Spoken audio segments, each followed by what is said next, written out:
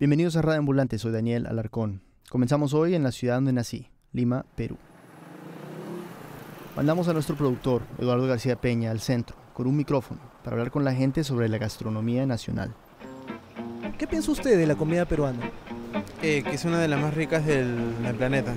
Bueno, que es la mejor comida que hay en el mundo. Así, simple, práctico y sencillo. Simple, práctico y sencillo. Si eres peruano y vives en el extranjero, como yo, esto te suele suceder. Mencionas a tu país y después de nombrar a Machu Picchu, la gente te habla inmediatamente de la comida. Es constante. Los restaurantes peruanos ahora se encuentran en todas las capitales de Europa. Turistas estadounidenses viajan a Perú para visitar los nuevos restaurantes chic de la capital. En Lima hay más escuelas culinarias que en París, y a los chefs los entrevistan en medios locales para que opinen de política, economía y cultura. No exagero. Hace unos años visité una cárcel de máxima seguridad y para mi sorpresa encontré que uno de los presos había abierto un restaurante gourmet. El chef, recuerdo, me contó que su sueño era que la gente de la calle viniera a la cárcel a probar sus platos. Para él, ese sería el éxito. En fin, esta es la realidad. Y hay otra realidad, algo que me ha quedado muy claro, que si alguien habla mal de nuestra comida, no siempre reaccionamos bien. Si alguien llegara a insultar la comida peruana, ¿cómo te sentirías? Muy mal, porque aparte están insultando la comida, o sea, es nuestro, ¿qué te puedo decir? Es nuestro patrimonio, ¿no? ¿Qué sentiría usted? Le pego.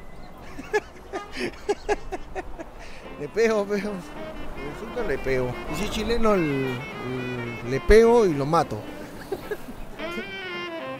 Bueno, hoy en Radio Ambulante nos vamos a arriesgar a que nos peguen. Nuestra historia se llama Contra la gastronomía peruana. Vamos a explorar dos casos y conocer a dos personajes que se atrevieron a insultar la comida peruana, porque creo que revelan algo sobre nuestra idiosincrasia y porque creo que demuestra que quizás algo ha cambiado. Y para que nadie me acuse de tener poco orgullo nacional, pues arranco con una aclaración. Me encanta la comida peruana, o sea que no jodan. Ok, entonces, hace 3 años en Lima se publicó una novela llamada Cocinero en su tinta. Hey, Dani. Este es su autor, Gustavo Rodríguez. ¿Cómo estás? ¡Qué gusto! Además de ser escritor, Gustavo hace consultorías en comunicación, por lo tanto entiende muy bien lo del marketing. En el caso de su novela, la editorial había optado por venderla así. La primera novela peruana dedicada a nuestra gastronomía, ¿no? Algo que no le gustó para nada. Porque era una forma muy tonta de encasillarla, porque mi novela no va de eso. Pero se entiende de alguna manera, ¿no? El personaje principal era un cocinero, y si bien este detalle era solo un pretexto para una historia más íntima, pues para el marketing funcionaba. Y bueno, esa nota de prensa de la editorial llegó a manos de otro escritor. Mi nombre es Iván Tais, soy un escritor peruano y un bloguero fanático. Vivo en Lima. En esa época, Iván escribió un blog de literatura para el diario español El País. Entonces yo hice un post a propósito, no del libro, que en ese momento no lo había leído, sino a propósito de cuánto tiempo debería pasar antes de que un fenómeno se convierta en literatura. El fenómeno al que se refería era la fascinación con nuestra comida. Era el 2012 y estábamos en proceso de convertirnos en un país obsesionado con la gastronomía. Llegaba a niveles francamente caricaturescos. ¿Recuerdan al chef de la cárcel que les mencioné? En fin. Ese era el tema del post. Y me preguntaba si este supuesto boom de la gastronomía peruana podía originar obras literarias tan rápido, digamos, ¿no? Pero aparte de esta pregunta literaria y teórica, en su post Iván confesó algo grave, que la comida peruana no le gustaba mucho, y no lo dijo de la manera más bonita tampoco. Dije varias cosas que sonaron muy mal, como que la comida peruana es indigesta, que es un petardo de carbohidratos al cubo, y que en general a mí me gustaba mucho más la comida italiana, y que no me parecía que la comida peruana fuera la mejor del mundo de ninguna manera. Y que ni siquiera estaba agradecido por este supuesto boom gastronómico. Y entonces lo escribí eso en la noche y me fui a dormir al día siguiente apareció muchas personas que comentaban el texto, como 20 personas y algunos likes, ¿no? Y yo pensé que eso iba a quedar ahí. Gustavo también lo vio. Yo estaba regresando de un vuelo de Bogotá a Lima después del Hey Festival en Cartagena, cuando abrí mi Facebook en el aeropuerto y vi que Iván me había etiquetado en una nota, aparentemente era un enlace a su post en el blog en El País. Lo leyó rápidamente y nada. Gustavo se subió al avión y mientras estaba en el aire, todo cambió.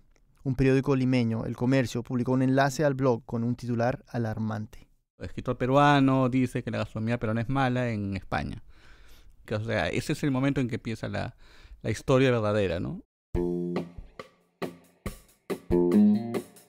El Comercio es el periódico más importante del Perú, el más leído, y con ese blog, Iván y sus comentarios sobre la comida peruana se volvieron noticia. Muchos lo interpretaron como una crítica al libro de Gustavo también, y por lo tanto el autor se vio involucrado en esta vaina. Cuando ya aterrizo en Lima es cuando ya empiezo a ver, o sea, unas pocas horas después ya empiezo a ver el apanado mediático contra Iván. Entonces ahí ya me di cuenta de que lo que había dicho iba a ser tomado de una manera mucho más grave de lo que realmente era para mí, ¿no? Es más, me empiezan a llamar de canales de televisión, me empiezan a llamar de radios, me empiezan a llamar de diarios. Además de los comentarios controversiales de Iván, supongo que los medios también querían crear una pelea entre los dos escritores. Yo trataba de entender qué era lo que estaba ocurriendo, ¿no? Yo no soy un cocinero, no era una crítica gastronómica, era una opinión de alguien al que la comida peruana le parece indigesta, digamos, ¿no? Pero ya no había marcha atrás. Si en Perú existiera la ley de la guillotina y el pobre Iván hubiera sido aguillotinado, ¿no? Y fue terrible, ¿no? Desafortunadamente Gustavo no exagera. A los medios les encanta este tipo de historia. ¿Quién demonios entonces es él? Él es Iván Taiz, el peruano sin gusto que odia a la comida peruana. Les encanta crear un enemigo. Para mí es un resentido gastronómico, un resentido a aquellas personas que estaban acostumbradas a comer huevito frito, purecito y arrocito. Salió en las portadas de varios diarios populares y en las redes sociales. Se han creado grupos como Yo también odio a Iván Taiz por hablar mal de la comida peruana. Iván Taiz deposita tus palabras en el water. Traidor, terrorista de la gastronomía peruana. Cómete esta a ver si te indigesta. Chefs reconocidos salieron en la televisión para insultarlo. Le invitaría un ceviche con ají pipí de mono para que le pique bien y siente realmente que algo le pique cuando entra y cuando sale. Quizá esto le haya producido a él mucha más fama de la que tenía, yo no lo conocía. ¿Qué dice Alfredo González? Bueno, yo creo que cuando me enteré de este señor, lo primero que hice fue entrar a Google, al buscador, y bueno, la Wikipedia es así, chiquitita, ¿verdad? Entonces, es un pata que se ha querido hacer conocido. Él vive en España, él parece que no ha ido a tapear. Eso, justamente eso te iba a decir, ¿no? Entonces lo curioso es que ellos llegaron a la conclusión de que yo vivía en España, ¿no? Supongo porque el blog se había publicado en el país. En uno de los programas de comedia más populares del Perú lo imitaron, con un leve dejo español. Hoy día tenemos un invitado muy especial, directamente llegado desde España, el escritor peruano Talibán Taiz. Buenos días, Talibán. Buenos días, mi estimado Beto. Pues hombre, la verdad que... Esto debe ser la única vez en la historia en el que un escritor es imitado en un programa de humor en el Perú. Este es Diego Salazar, crítico de restaurantes, periodista, amigo. Fui a Diego con mis dudas. Es que sí, todo este episodio de Iván me dejó muy confundido. ¿Qué importancia tiene que a un ciudadano peruano le guste o no la comida de su país? ¿A quién le importa? Pues aparentemente a los peruanos. ¿Pero por qué? Esa es la pregunta.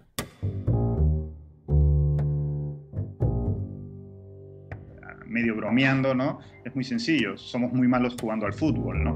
Entonces, necesitamos lo que no sabemos jugar fútbol, bueno, pues tenemos la cocina, ¿no? Para compensar. Y lo que dice es medio en chiste, claro, pero como muchos chistes, tiene algo de cierto. Me lo dijeron muchos. Míralo de esta manera, ¿de qué se construye el orgullo nacional hoy en día? ¿En América Latina de nuestra naturaleza, nuestros paisajes, nuestros monumentos? Supongo. Felizmente ya no armamos guerras entre países vecinos, sino que resolvemos nuestras broncas sudamericanas en la Corte Internacional de La Haya o en los estadios de fútbol. Y por años los peruanos hemos sufrido en la cancha. Mientras tanto, fuera de ella, ¿qué se conoce de mi país? Guerra interna, políticos ineptos o corruptos, o más bien ineptos y corruptos, y hasta hace relativamente poco una economía que no despegaba. Entonces cuando encontramos algo que hacía que la gente, cuando dijeses Perú, lo primero que se les venía a la mente no era Abimael Guzmán, ni Fujimori, sino un ceviche, nos aferramos a eso pues, como un náufrago a una balsa, ¿no? En otras palabras, nuestra comida se ha convertido en nuestra marca. y leerles sus derechos como peruanos. Ustedes son de Perú. Tienen derecho a comer rico. Este es audio del primer comercial de la exitosa campaña publicitaria Marca Perú. ¡Anticucho! ¡Ceviche! Puede que hayas visto el logo, la palabra Perú con la P en espiral. Se estampa en todo, baberos de niño, gorros, calzoncillos. En el spot, un grupo de cocineros, músicos, figuras públicas peruanas va a un pueblo estadounidense llamado Perú y les enseña a los residentes qué significa ser peruanos. Huancaína. Ya. En fin, en el caso de Iván, sus comentarios hirieron nuestro orgullo patrio. Si nuestro lugar en el mundo depende de que a los extranjeros les guste nuestra comida, entonces, claro, lo que dice Iván es un atentado contra la nación.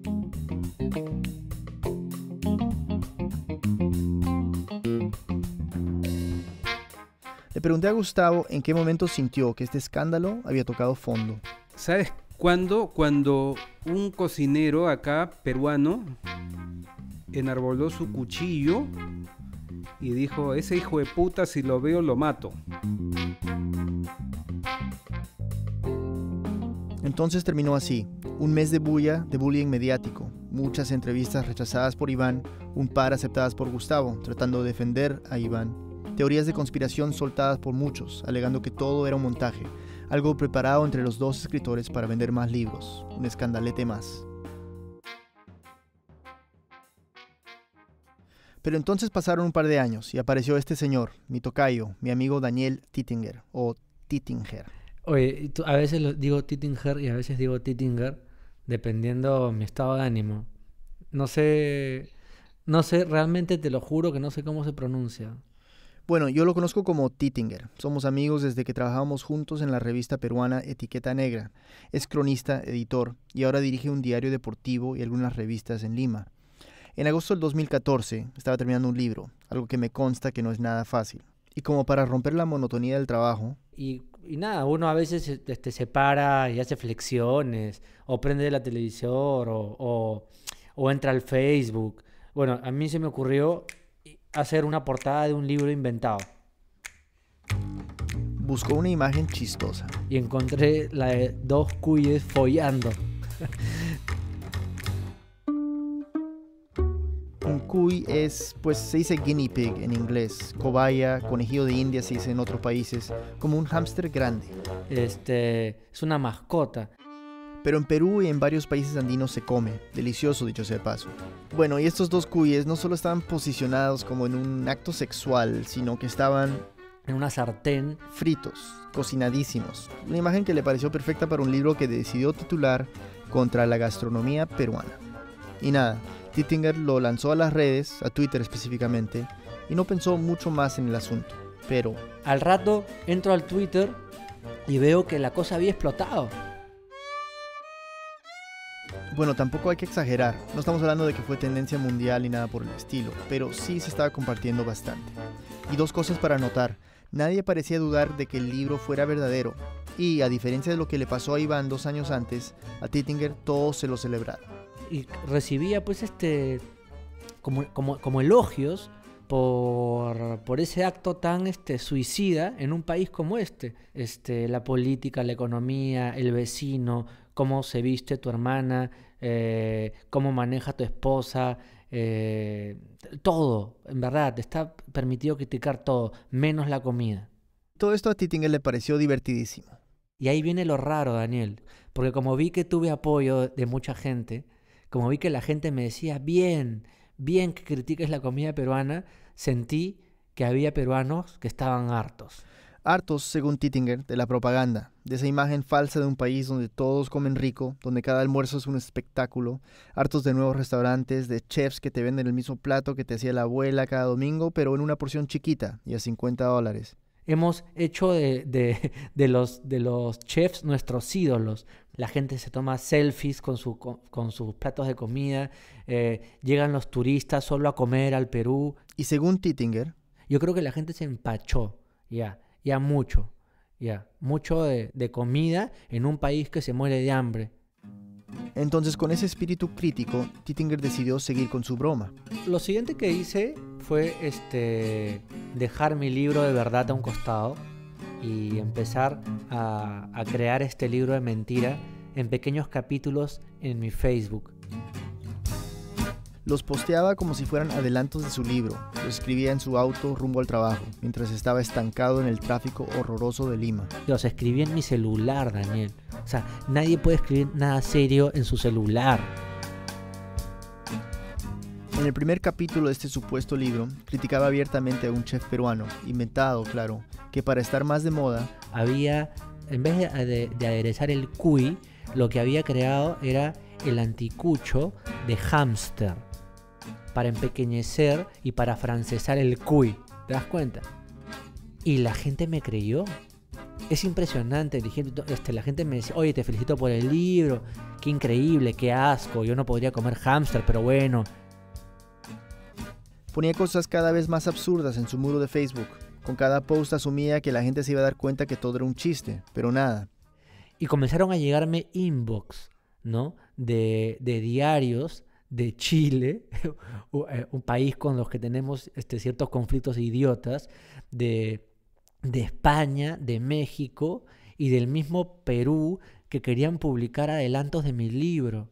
Y Titinger rechazaba todas las entrevistas, todas las peticiones. En el siguiente post revelaba que uno de los platos emblemáticos de la comida criolla, la papa a la huancaína, la había creado un chileno. Esto era como para hacerlo más polémico aún. Y sin embargo la gente lo creía.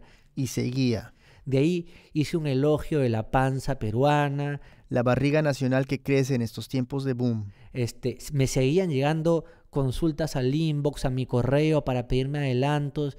Hasta que soltó una bomba. Que el libro no podía salir, el libro de mentira, el libro contra la gastronomía peruana, porque había sido vetado por el lobby gastronómico que controla el país. Y la gente se indignó. La gente dijo, ¿cómo es posible que los chefs puedan censurar un libro? Pero había una salida, publicar en el extranjero. Después dije que mi libro, como había sido censurado en el Perú por el lobby gastronómico controlado por Gastón Acurio y sus huestes, lo iba a publicar la prestigiosa editorial Gallimard en Francia, traducido al francés.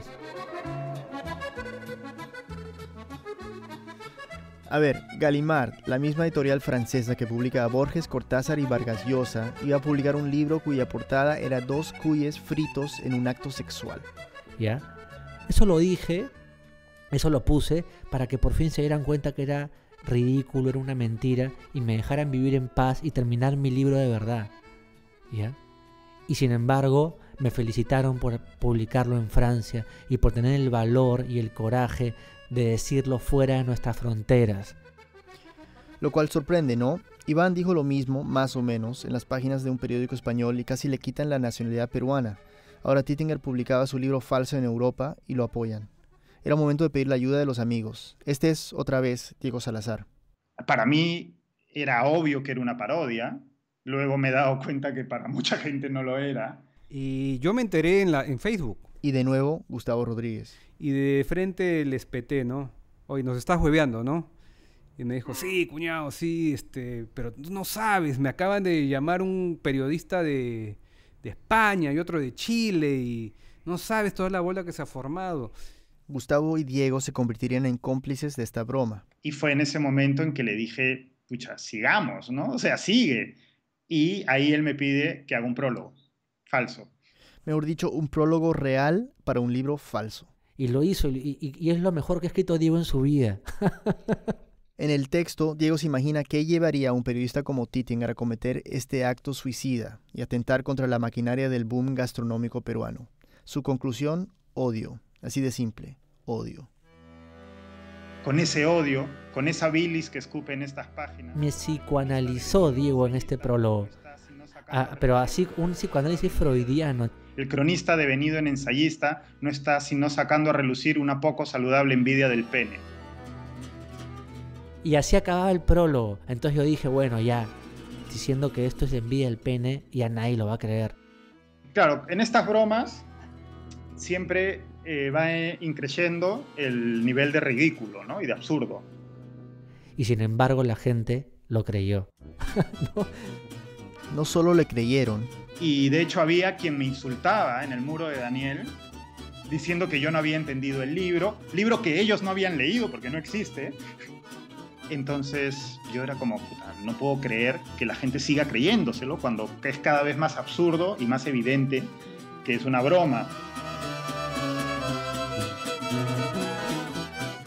Yo creo que una característica nacional es que tenemos muy poco desarrollado el sentido de la ironía. Es posible, mejor dicho, se me hace difícil negarlo. Mi esposa colombiana seguro que está de acuerdo.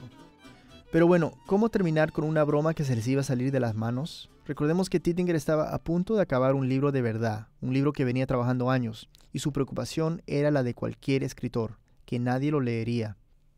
¿Qué pasaría si el mundo se enteraba de que este libro de gastronomía era falso? ¿Qué impacto tendría rechazar tantas entrevistas ahora si en menos de un año estaría con un libro real bajo el brazo, buscando que los medios le presten atención? Gustavo Rodríguez, que es una de las personas que escribió uno de estos textos para la contratapa de mi libro en Gallimard, o sea, a Gustavo iban a tener que traducirlo al francés también, tuvo la magnífica idea de hacer una presentación del libro y que toda esta broma terminara presentándose en un restaurante. Se anunciaría como una presentación del libro y hasta se mandaría a imprimir ejemplares con las páginas en blanco. Buscarían a un chef que lo presentara. Se armaría un show. Pero Tittinger pensó en su libro de verdad y dijo no, ya era demasiado. Se retiró. Hice un post final, un capítulo final en mi Facebook que lo titulé A la opinión pública. Y confesó todo, de principio a fin. O sea, yo no era ni un kamikaze, ni era un tipo valiente. Yo seguía siendo el tipo con el colesterol altísimo, que come pescado al vapor y papa sancochada, ¿te das cuenta? Ya le daba pena abusar de la ingenuidad de la gente que se creía algo tan inverosímil. El libro no existía, nunca existió, pero si mucha gente creía, sería por algo, ¿no? Querían creer que alguien se atreviera a decir lo que ellos pensaban. Y creo que es eso, finalmente, digamos, mi mensaje a la nación, si se puede llamar de alguna manera. O sea, me encanta ser peruano, pero yo creo que es insensato haber armado la identidad nacional en base a un plato de comida, ¿no? Eso no se puede. Yo creo que eso está mal. El evento, esa presentación del libro que nunca se hizo, iba a ser algo especial. Recordemos que Gustavo, el novelista que estuvo al centro de la controversia de Iván, es además consultor de comunicaciones.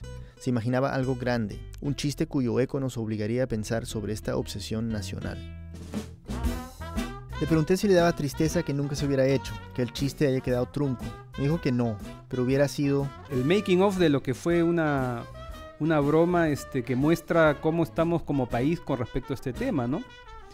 Pero finalmente quien está haciendo eso eres tú, pues. Supongo que sí, y quizás Tittinger se salvó. Quizás si la misma gente que amenazó a Iván se hubiera enterado, hubieran afilado sus cuchillos contra él. Quizás, pero de pronto no. De pronto en 2 años algo ha cambiado. Sí, yo creo que la gente está dispuesta a que en una mesa alguien diga no me gusta. Y es muy probable que nadie agarre un cuchillo y lo asesine, ¿no? O sea, hay altas probabilidades de que eso no pase. Hace 5 años eso hubiera pasado. Y quizás esto se puede llamar progreso.